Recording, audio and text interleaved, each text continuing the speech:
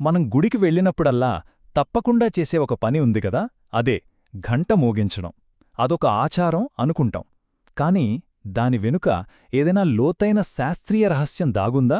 రండి, ఈరోజు దాని గురించే తెలుసుకుందాం. అసలు గుడిలో గంట ఎందుకు మోగిస్తాం? చాలామందికి ఇదో అలవాటు. దేవుణ్ణి నిద్రలేపడానికని కొందరు సరదాగా అంటుంటారు. కాని నిజంగా ఎందుకు? మనల్ని మనం మేల్కొల్పడానికా? అసలు కారణమేంటో ఇప్పుడు చూద్దాం. సరే, మొదట ఈ సంప్రదాయం వెనుకున్న నమ్మకాలేంటో ఓసారి చూద్దాం. మన పెద్దవాళ్లు దీని గురించి ఏమనుకున్నారు? ఒకవైపు చూస్తే ఇది ప్రార్థనకు ముందు చేసే ఒక సింపుల్ ఆచారంలా కనిపిస్తుంది. కాని మరోవైపు చూస్తే మన పూర్వీకులు దీన్ని ఒక సైంటిఫిక్ మెథడ్గా చూశారన్నమాట. అంటే మనస్సును ప్రార్థన కోసం సిద్ధం చేసే ఒక ప్రాసెస్లాగా. పాత గ్రంథాలు ఏం చెప్తున్నాయంటే, ఉదాహరణకి ఆగమశాస్త్రం ప్రకారం గంట శబ్దం దుష్టశక్తులను దూరం చేస్తుందట. అంతేకాదు, ఆ నాదం దేవునికి చాలా ఇష్టమైనదని కూడా ఒక నమ్మకం. అంటే మన చుట్టూ ఒక పాజిటివ్ వైబ్రేషన్ను క్రియేట్ చేస్తుందన్నమాట. కానీ ఒక్క నిమిషం, ఒక మామూలు శబ్దం ఇంత పవర్ఫుల్ ఎఫెక్ట్ను ఎలా క్రియేట్ చేస్తోంది? ఇక్కడే అసలు విషయముంది. మన పాత నమ్మకాలకు ఇప్పుడున్న సైన్స్కు మధ్య ఒక అద్భుతమైన కనెక్షన్ కనిపిస్తుంది. ఆ సౌండ్ వేవ్స్ మన శరీరంపైన, మన బ్రెయిన్ పైన ఎలా పనిచేస్తాయో ఇప్పుడు చూద్దాం. ఈ మొత్తం రహస్యమంతా ఆ ఘంట నుంచి వచ్చే ఆ స్పెషల్ సౌండులోనే దాగి ఉంది. అది కేవలం శబ్దం కాదు, దాని వెనుక ఒక పెద్ద సైన్స్ ఉంది. గుడిలో ఉండే గంటలు మనం అనుకున్నట్టు మామూలువి కాదండి. వాటిని కాడ్మియం, సీసం, రాగి, జింక్ ఇలా చాలా రకాల లోహాల మిశ్రమంతో ప్రత్యేకంగా తయారు చేస్తారు. ప్రతి మెటల్ ఒక డిఫరెంట్ సౌండ్ ఇస్తుంది. ఇవన్నీ కలిసినప్పుడు ఒక యునీక్, ప్రతిధ్వనించే నాదం పుడుతుందన్నమాట. ఇక్కడ చాలా ఆశ్చర్యకరమైన విషయమేంటంటే, ఈ గంట నుండి వచ్చే శబ్దం కనీసం 7 సెకండ్లపాటు ప్రతిధ్వనిస్తూనే ఉంటుంది. ఈ 7 సెకండ్లు, ఈ నంబర్ చాలా ముఖ్యం.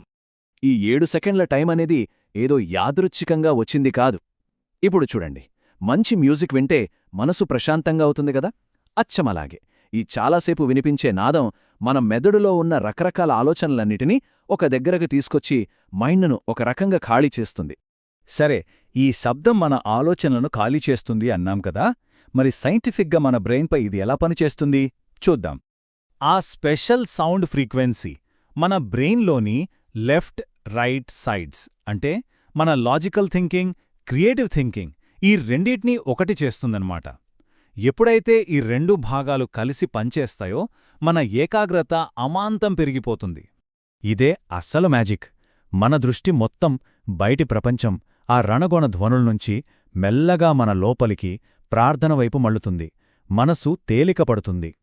ఒక రకంగా చెప్పాలంటే, గర్భగుడిలోకి వెళ్లే ముందు గంట కొట్టడమనేది మన మైండ్కి ఒక మెంటల్ రీసెట్ బటన్ నొక్కినట్టు అంతా క్లియర్ అయిపోతుంది.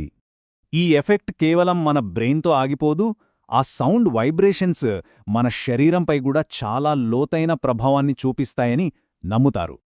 ఆ 7 సెకండ్ల పాటు వచ్చే కంపనాలు మన శరీరంలో ఉండే 7 శక్తి కేంద్రాలను, అంటే చక్రాలను యాక్టివేట్ చేస్తాయని అంటారు. దీనివల్ల మనకు శారీరకంగా, మానసికంగా ఒక బ్యాలెన్స్ వచ్చి ప్రశాంతమైన స్థితికి చేరుకుంటాం. చూశారా? ఇక్కడ మన పాత నమ్మకాలు, ఈనాటి సైన్స్ ఎలా కలుస్తున్నాయో.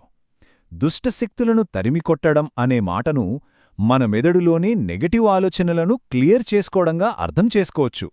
రెండింటి లక్ష్యం ఒక్కటే, మనస్సును శుభ్రపరచడం. సరే, ఇవన్నీ చూశాక గుడి గంట అసలు ఉద్దేశం ఏంటనిపిస్తోంది? అది కేవలం పూజలో వాడే ఒక వస్తువు కాదు. బయటి ప్రపంచపు గందరగోళం నుండి మనల్ని బయటికి లాగి మనస్సులో ప్రశాంతత వైపు నడిపించే ఒక పవర్ఫుల్ టూల్. మన మూడ్ని, మన ఫోకస్ని మార్చే ఒక టెక్నిక్ అన్నమాట. కాబట్టి నెక్స్ట్ టైం గుడి గంట శబ్దం విన్నప్పుడు అది కేవలం దేవుణ్ణి పిలవడం కాదని గుర్తుపెట్టుకోండి. అది మనల్ని మనతో కనెక్ట్ అవ్వమనే చేసే పిలుపు.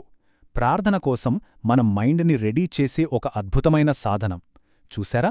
ఇంత చిన్న ఆచారం వెనుక ఎంత పెద్ద సైన్స్ దాగి ఉందో.